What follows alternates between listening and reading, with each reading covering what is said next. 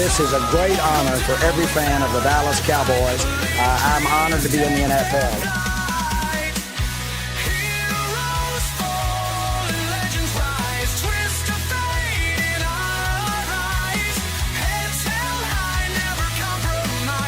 What can I say? Mamba out.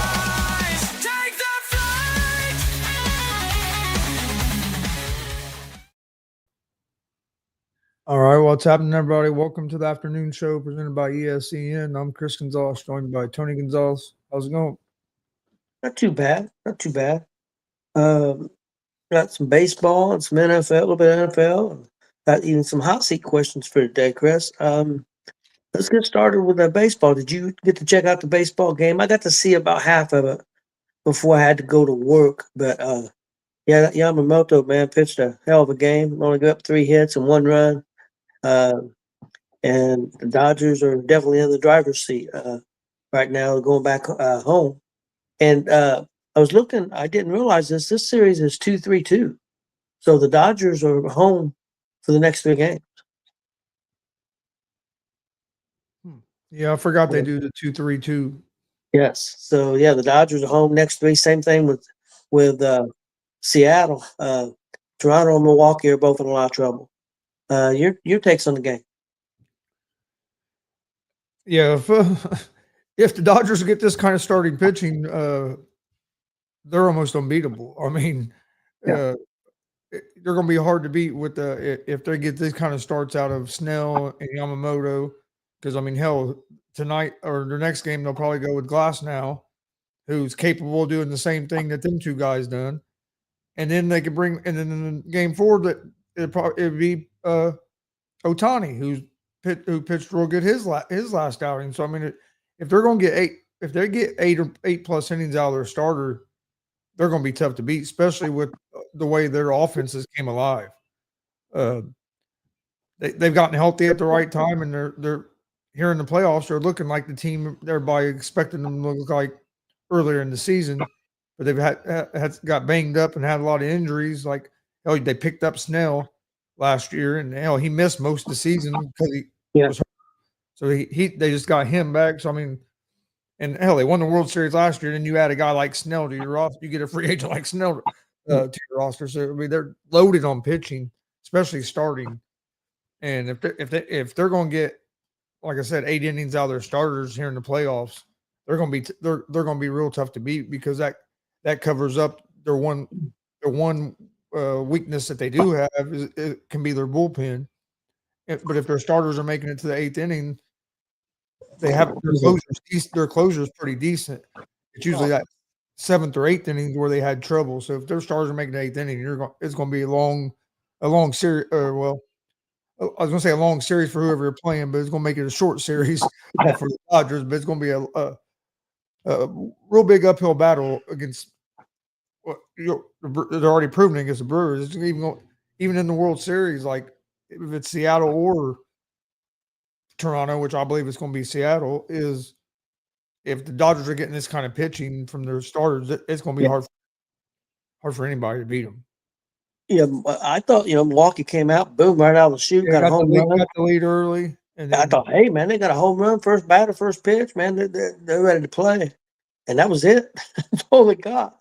The Yamamoto looked really good. I want to get your opinion on something. And of course, well, if you remember, because I said I hadn't seen him pitch much this year, but after I watched him against the Reds, I said, people ain't talking about this guy enough. Like, all you ever hear about is schemes and Ohtani. Like, hey, damn Yamamoto, and he was the same last night. That dude can paint the edges of the plate. I mean, it's sometimes it's like he's throwing darts up there. I mean, there's just he done it against the Reds at the start. I saw him in the wild card. I didn't see him, and then like I said last night, I watched probably about 5-6 innings of the game.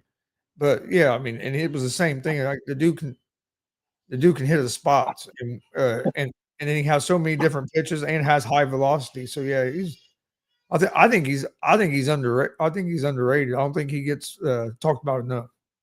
I agree with you, because I hadn't heard a lot. I had heard the name before, but didn't know much about him. And then I seen him pitch, a couple times this year, and then I seen him against the Reds. He looked really good.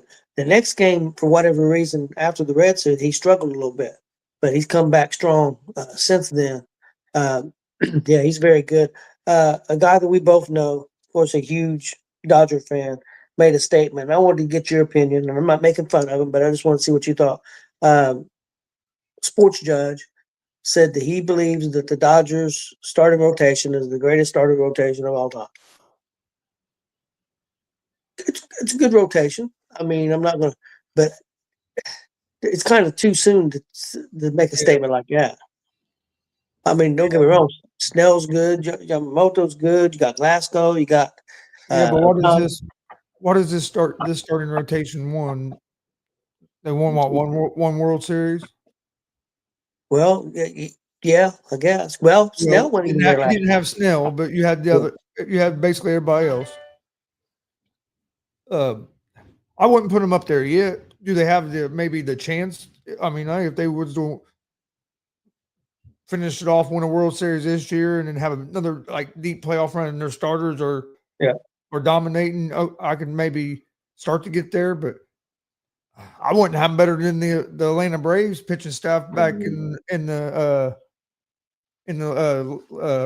mid to late '90s with Glavine and Smoltz and Maddox and I'm forgetting. There's another name too. I'm forgetting right off the top of my head, but yeah, I wouldn't have them at that.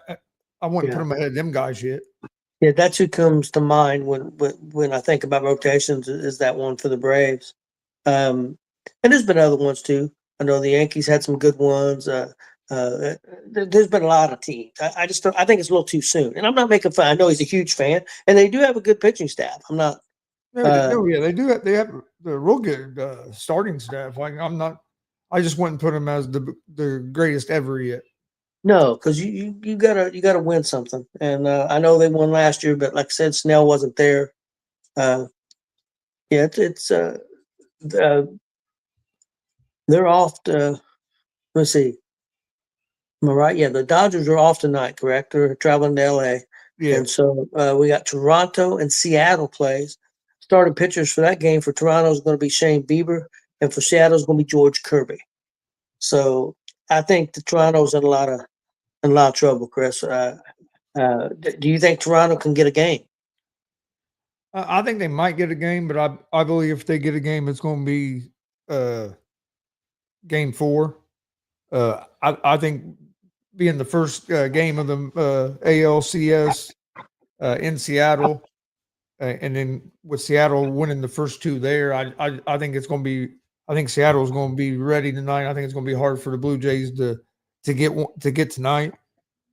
But we've seen it where if a team gets up 3-0, sometimes that fourth game can be a hard one to close out and see a team get one. But I think they might get one, but I don't think it'll be tonight. I think Seattle's going to roll. I think they're going to keep it rolling tonight. That baseball stadium in Seattle is going to be off the hook tonight. I mean, it's been years since they've hosted the ALCS game in Seattle. Yeah. So yeah, I just think with the environment and everything, I think it's going to be real hard for Toronto to get a win tonight. Yeah, now with both series at 2-0, and you're going to Seattle for 3 games, and you're going to be going to the Dodgers for 3 games. I don't see how. It's not impossible, of course, but it's going to be very difficult for Milwaukee and Toronto to make it back home and get a game. I mean, you're down 2-0, and now you got to go 3 games at the other place for both teams. So that's going to be difficult. If you want to have a chance, you got to win tonight. You can't get down 3-0. No. You got to win tonight, get it to 2-1, and then at least that guarantees you a chance to go back home. But I mean, and think about it, we've only seen one team come back from 0-3 in the ALCS ever. When the Red Sox came back and beat the Yankees in that series. Yeah. Like it don't happen. So like you don't want to get down 0-3. It don't happen. It's only happened once. So like, and it hasn't happened very many times where you come back from, even 3-1. Even 3-1, it's hard to come back from them. So like this is a big game for both of them. But like I said, I think Seattle's going to. I just think it's going to be hard for Toronto to get rolling tonight because you're going to have that home field advantage, and Seattle's hot right now. They're hitting the ball, and they have a good pitching staff as well. Yes. A perfect example that the regular season it means something. Of course, you want to make the playoffs, but it's not everything. It's to get in the playoffs and then go from there, because Milwaukee beat the Dodgers this year 6-0 in the regular season. The Milwaukee dominated the Dodgers in the regular season. Look where we're at now in the playoffs, So, I mean, it's all about being healthy and hot this time of year, and it looks like the Dodgers are, and Seattle as well. Like look at the Detroit Tigers. They would look for most of the year had the best record in baseball, and then look at how they fell, and then got a little bit hot and looked like they might make a run in the playoffs, but couldn't get by Seattle. So, I mean, and the Brewers, I mean, they've been the best team in baseball record-wise for a lot of the season. They went on their big run, and then looks like they're going to fall short to the Dodgers. Yeah, it definitely looks that way. Well, Chris, if you don't have anything else on baseball, we'll move on to some top NFL players of the week. Oh, that's good. Okay, let's go with the quarterbacks first. The first quarterback I have is Jacoby Brissett. They didn't get the win, but he had 320 yards for 2 TDs. He did have 1 interception, but Brissett played very well. Next up, quarterback Sam Darnold. They did get the win, Seattle. 295 yards and 2 TDs. Next, running back Rico Dowdle, 30 carries, 183 yards, and 56 yards receiving. He said he called out and told Dallas they better be ready, and I guess they didn't get ready.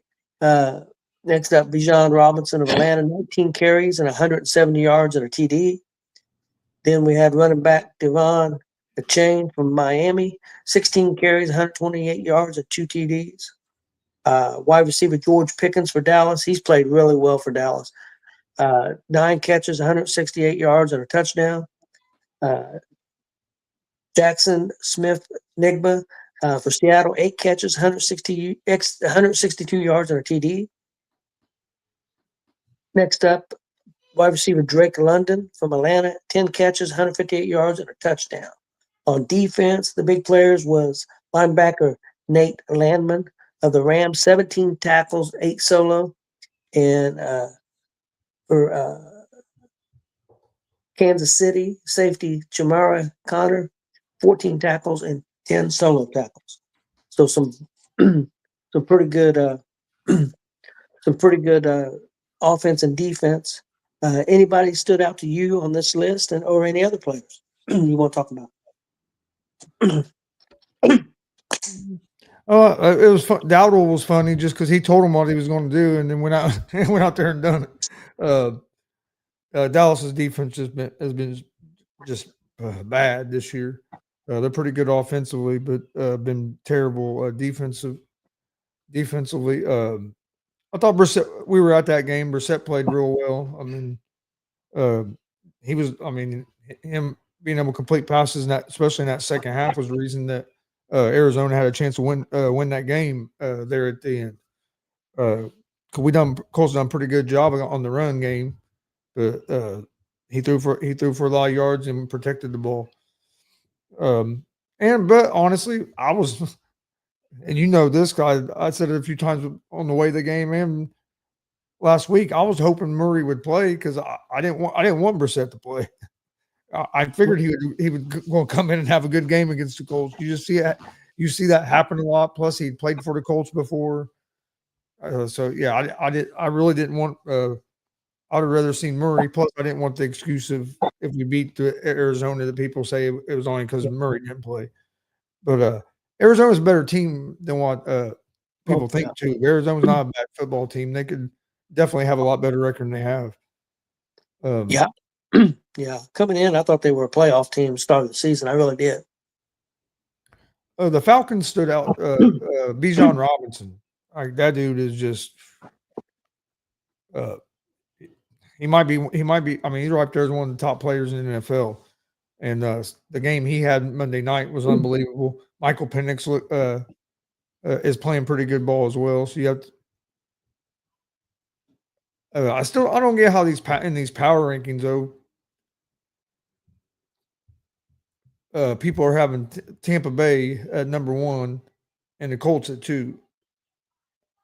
I don't know how you have Tampa Bay ahead of the Colts.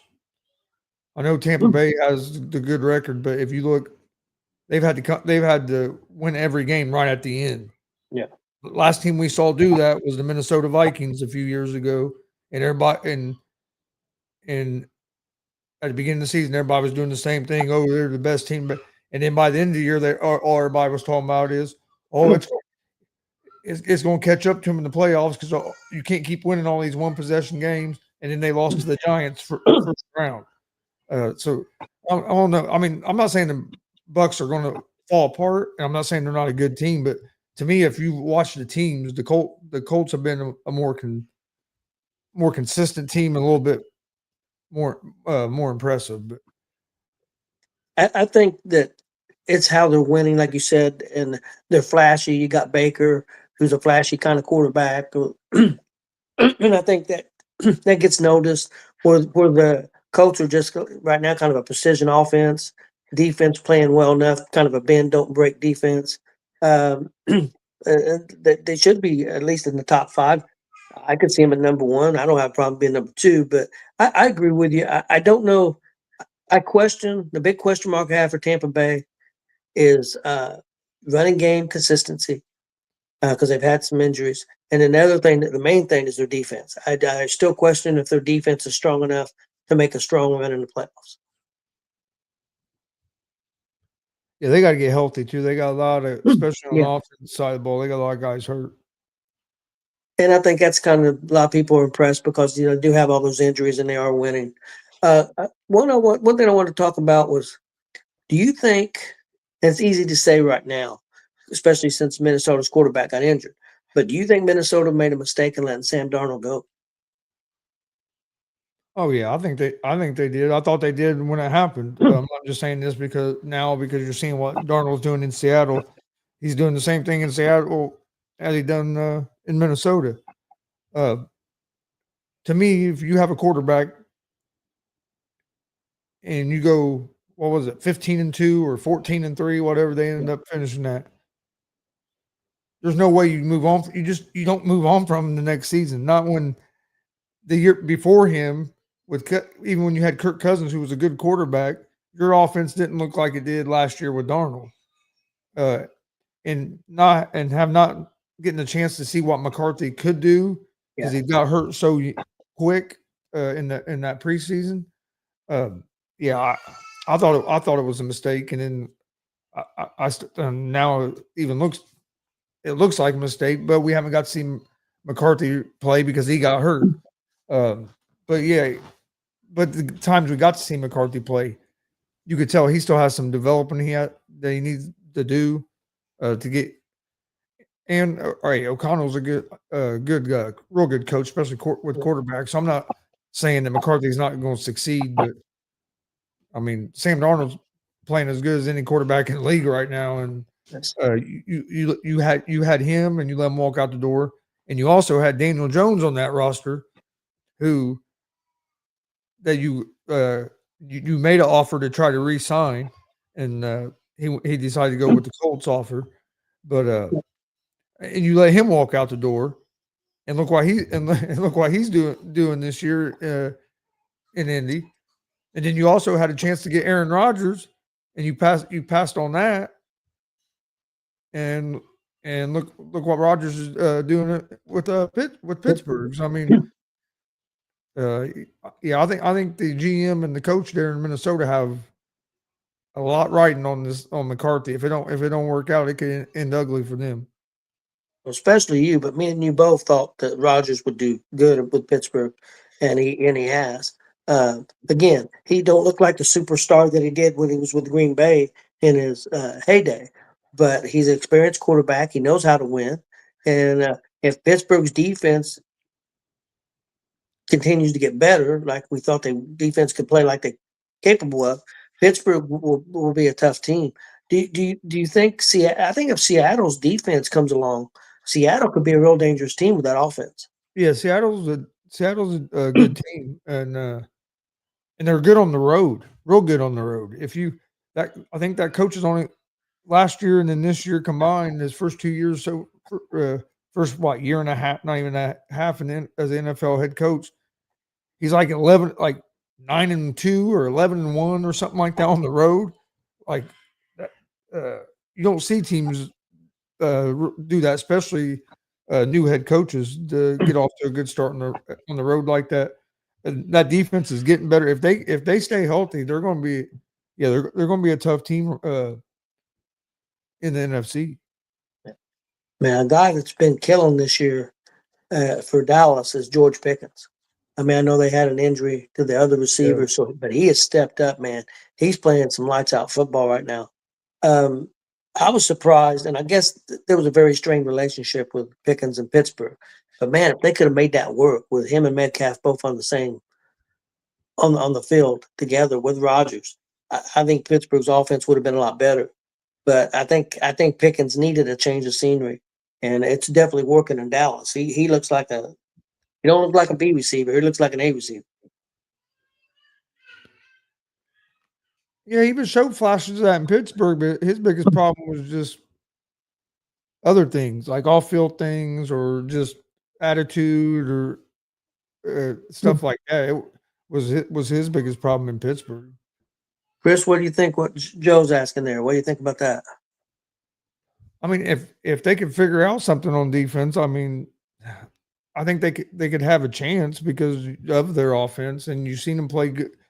I mean, they've been competitive in most of their games. It ain't like they're just getting killed. It's just they can't stop nobody on defense. I just don't know if they can do enough to get that defense good enough.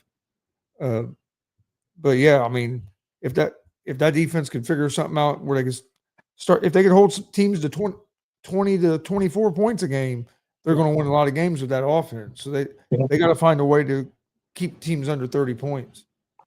Yeah, it's Dallas's run defense had been pretty good until this week, and then the run defense was terrible. It's been mostly against the pass, and I thought the run defense was much improved, but man, it didn't show it this week. And what's crazy about that Rico Dowdy is the first 3 or 4 games of this season, he didn't do a lot, but the last 2 games he's ran for about 400 yards. So I wonder what he did against Dallas, and then he did it against somebody else. I don't remember the other team, but it's weird that a guy could go off like that and rush, almost 2 games in a row, almost 200 yards. Well, I think Carolina's offensive line is starting to come together a little bit, and I think that's why you're seeing Carolina be playing more competitive, especially on the offensive side, is because of the offensive line. Yeah, Carolina is definitely showing some signs of improvement. Is there a team that stands out to you right now that somebody you didn't expect that's really impressed you?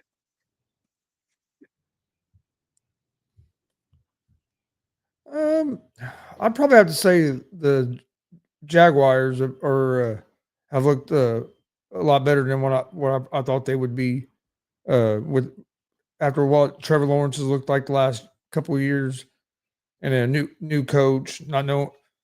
A new coach, and I thought it might take a little while to get things rolling, but they've looked impressive. I know they lost the other day, but forget who they lost to now off the top of my head. But who'd they lose to Sunday? Who was it? Jacksonville. Seattle. Yeah, Seattle. So I mean, it wasn't like they lost to a bad team either. So. But no, I'd have to say probably Jacksonville. They're a team that I didn't expect to be as good as what they've looked over the first 5-6 weeks. Yeah, I predicted that Seattle would beat Jacksonville because I thought Seattle would score. I didn't think Jacksonville could score enough points to beat Seattle, and that's the kind of way it came out. Well, Chris, let's go on the hot seat. My first question for you is: who wins the AFC East, New England or Buffalo? Right now, both teams are tied at 4-2, and New England would have first place right now because they beat Buffalo earlier in the season. I think Buffalo's going to win these. Don't get me wrong, that's a big win for New England. New England's looking good. They're another team that I that's the team I almost said, but I thought I had said before the season started, I thought New England would be a playoff team this year. Getting Vrabel and then the some of the free agents they brought in, I thought they were going to be a better team this year than they were last year, and so far it's looking like they are. Other than that, I mean, they lost to the Raiders at the beginning of the season, the game that they looked pretty bad in. Other than that, they've looked pretty good in all their other games. But yeah, but I still think Buffalo wins this division. It's hard for me to put New England ahead of Buffalo. I know they just beat them in one game, but they got a young quarterback. You could have some ups and downs during the season. I trust the experience of Josh Allen and the player Josh Allen is, and the Bills. That I think the Bills are going to get their defense figured out. So yeah, I'm going to stay with the Bills for the East. This is tough for me because New England beat Buffalo at Buffalo. So the next game they play will be at New England. If New England can win that game, they'd have both wins against Buffalo and have any tiebreaker. And New England, if you look at their schedule is really easy.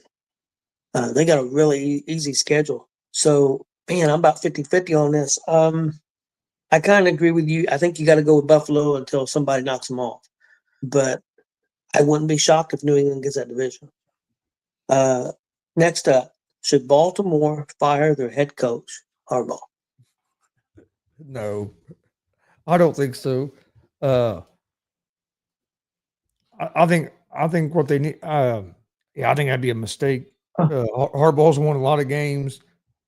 He took them to a Super Bowl. I know the last few years haven't ended like you want, and you have Lamar Jackson. You have they got to figure out the defensive side of the ball, and then one of the reasons they're where they're at right now too is Lamar Jackson got hurt as well. So I mean, have they been perfect? No, but I think it'd be a big mistake to get rid of Harbaugh.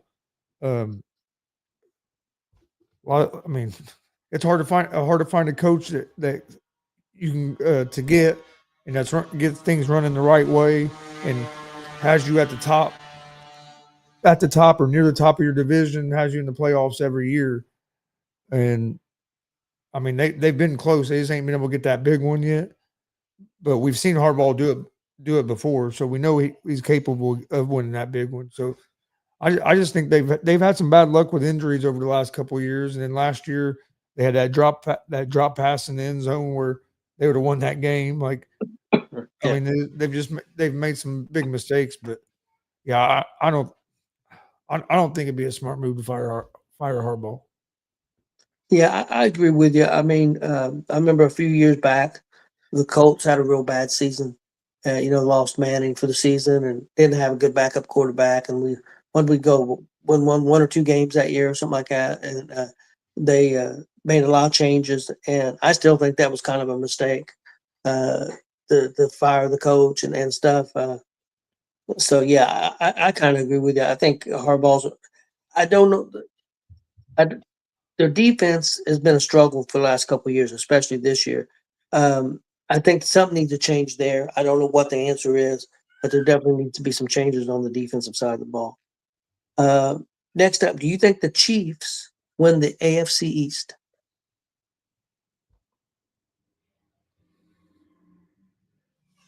Or it'd be the West, wouldn't it?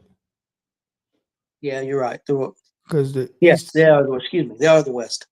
I wrote down the wrong thing. Yeah, they are the West with Denver and Chargers. I probably wouldn't have said this a couple weeks ago, but as of right now, yeah, I think the Chiefs are.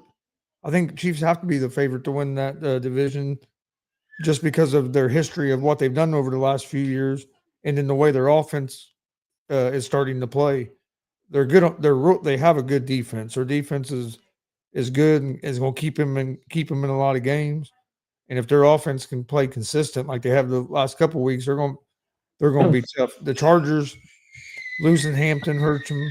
They just haven't been the first like 3 weeks of the season. They looked like one of the best teams in the league, but here lately they haven't been playing real consistent. So it's hard for me to put them over the Chiefs. And then Denver, I still think Denver's struggling on offense a little too much to maybe win that division. So yeah, I'd have to go stay with the Chiefs as of now. Yeah, I think Denver's got the defense, but I don't think they can score. I don't think they can score enough points against Kansas City to beat them. So I agree with you. Here's one. Joe may not like this, but we'll see. Who is better, the Dallas Cowboys right now or the New York Giants?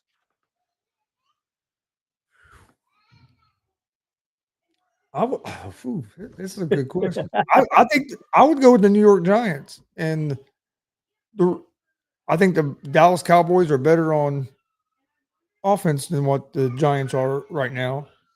But the Giants' offense isn't bad since they went to Dart, and the Giants are a hell of a lot better on defense right now than the Cowboys. But yeah, I'd say I would go with the Giants right now. I think I would too. I hate to say that because I was high on Dallas, being a pretty good team because I thought Dak was going to have a good year and he did, and he has so far. But I knew Joe was going to say Dallas, no doubt. But I don't know because I tell you, old Scatterboo and Dart has added a lot of life to that team, and sometimes that makes a difference. Well, I think Dallas is lifeless, and the Giants are.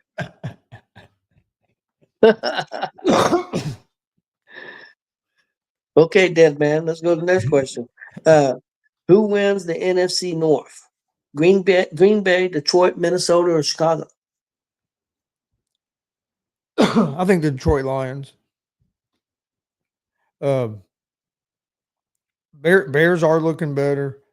Green Bay has just been so up and down to me. They looked real good that first game of the year against the Lions, but since then they have not been consistent. It's just been kind of up and down. I mean they struggled with the Bengals the other day with Joe Flacco at quarterback, who had been statistically the worst quarterback in the league so far, and has a win against the Packers. Minnesota, not knowing about your quarterback. I mean, Wentz is not a terrible quarterback. He's capable, but it's hard for me. It's hard for me to pick them guys over Detroit. I know I know Detroit just lost the other. Who did Detroit lose to? Kansas City. Yeah, Kansas City put it on Detroit pretty good, but they did. But Detroit's looked pretty good most of their games, and as long as they stay healthy out in that defense, they got to figure their defense out a little bit, which I think Dan Campbell will. So I'm gonna go with the Lions. Yeah, I think the Lions too. I think so. Is the Chicago Bears a real contender for the playoffs? Even though I know you don't think maybe they win the league, but do you think they could get in there for the wild card? Yeah, I think the Bears could. Their biggest thing is going to be if Caleb Williams keeps progressing like he has been the last few weeks. I mean, they got off to a rough start, lost those first 2 games, but over the last 3 since that bye week, they've looked good. So I mean, look pretty. I'm not going to say good, but they've looked better. Yeah. You see it starting to come together. Their defense isn't terrible. So yeah, I mean, I could see them maybe making a wild card. Yeah, they're definitely on the upswing. I think so. They looked pretty good the other night. We got a couple more questions and we'll be out of here. Who wins the NFC West? San Francisco, Seattle, the Rams, or Arizona? This is a tough one. Because this is, for one, it's a tough division. 49ers are a good team. They have a lot of injuries, though. Seattle's a good team, and then the Rams was my preseason pick to go to the Super Bowl out of the NFC. So, and I still think the Rams are a good team as well. I'm gonna go with the Rams. San Francisco, it's hard for me to go with them because of all the injuries. Like, I mean, hell, they got 2 quarterbacks banged up. They've had Kittle's been out. Like, they lost Bosa as well. Like, they just keep Most losing people. Lost most of somebody the else. receivers. Most of the Yeah. receivers. And then Seattle, they're looking real good, but I gotta go with the experience with the Rams with Stafford and McVay, and I think that defense is gonna keep getting better as the season goes on as well. So I'm gonna go with the Rams. I'm gonna go with the Rams too, even though I don't think they have been super consistent. But again, with San Francisco's injuries, and I think Seattle's got a shot at it. I really do. But I'm gonna go with the Rams because they were there last year and went a long way to the playoffs. I'm gonna stick with the Rams. My last question, Chris, is: do you believe in the Atlanta Falcons? Are the Falcons for real? We've seen the Falcons look really, really good, and we've seen the Falcons look really, really bad. Yeah, I think the Falcons are a good football team. I'm not gonna say they're a great team. I think they could.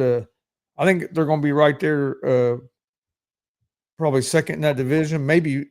I mean, they're going to be. I don't think Tampa's going to just run away with that division. I think it's going to come down and be close. They had that one game, but if you look at all the other games, they've looked pretty good. They should have beat Tampa.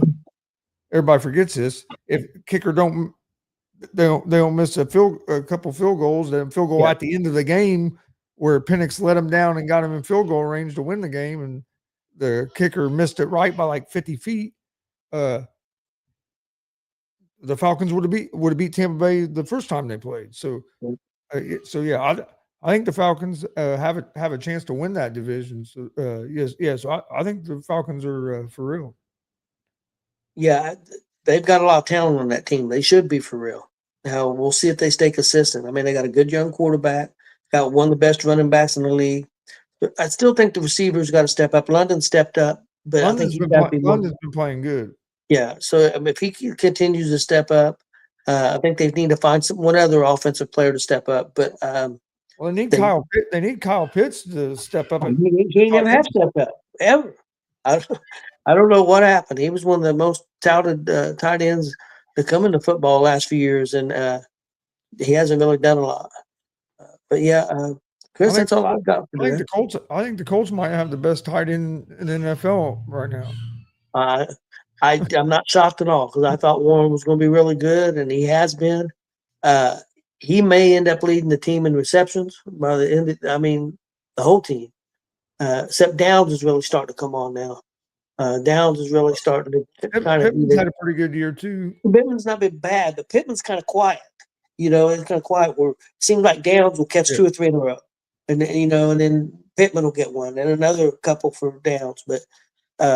Yeah, our offense is looking good. So hopefully we can get some of our defensive players back, and hopefully we don't get anybody else hurt in pre-game warm-ups. We don't need to be giving each other's concussions and crap. So, hey, if that's what it takes to get fired up and go out there and win a game, just if you're going to give guys concussions, give the practice squad guys the concussions. That way, give the other team concussions. Not that I want anybody to get concussions, but don't be giving yourself concussions. Give the other team concussions. Yeah, but if somebody does have to get a concussion to get you fired up, let it be a practice squad guy. Yeah, true. Not one of your best defensive players for sure. Well, yeah, that's all. Our backup quarterback tries to kill himself with a goddamn workout band. He jacked himself up pretty bad. Oh yeah, them things have a lot of tension on it, and it the break and come and hit you. Oh yeah. Yeah, he lucky he didn't damage his eye or anything. Could have been even worse. Did he break a bone? No. Over the bone. The bone. Yeah. I wonder. Have the Colts signed a backup yet? I think they're going with the Notre Dame kid. Well, they'll have to at least get somebody else for the practice squad and stuff. I haven't heard anything. I don't know. Check If that going, I don't know if going Riley Leonard as your backup is a smart move. Don't get me wrong. I hope our backup doesn't have to play. But Well, I don't know who's out there, Chris. go try to get Jameis Winston. Yeah. Yeah. Try to get Jameis Winston from the Giants or Yeah. or I don't know. I'd see who's out there. Fuck, but the way our offense is looking, I wouldn't want to have to rely on Riley Leonard if something was to happen to Jones. Yeah, that's true. I mean, I agree. Look what happened last time when we didn't make sure we had a competent backup, and Yep. we had freaking what was his name, Jim Sorgi, and then Oh, Curtis that one Painter. Yeah, Painter. God, it was awful. Like, Well, all right, Chris. That's all I've got for today. You got anything else? no. Trying to think. No. Good baseball. I think the only thing on early night's baseball game. That one game. Yeah, we got the Toronto Seattle game at 8:08. Has the MAC football started their Tuesday and Wednesday night games yet? There is I don't know if it's MAC, but there is a college football game on tonight. Jackson State, somebody. Oh, I love when MAC starts doing their games like on Tuesday and Wednesdays. I don't know if you don't watch if you've never watched MAC the MAC conference football, check it out. I know it's smaller colleges, but you never know what's going to happen in them games. It's it can be some of the funnest games to watch. Yep. Ball State beat the team that was favored to win the conference, beat Ohio, and then turn around and get their asses killed by Western Michigan the next game. Yep. Ball State. It's just where we live in Muncie, Indiana. Ball State's our college. Homecoming this weekend. Homecoming, yeah. They were saying that homecoming on Saturday. Yep. Well, Chris, let's get out of here for today. We'll see everybody tomorrow. We'll do some college football tomorrow, and talk about Thursday night football, and also talk about Major League Baseball, the playoffs tomorrow. If I can find the damn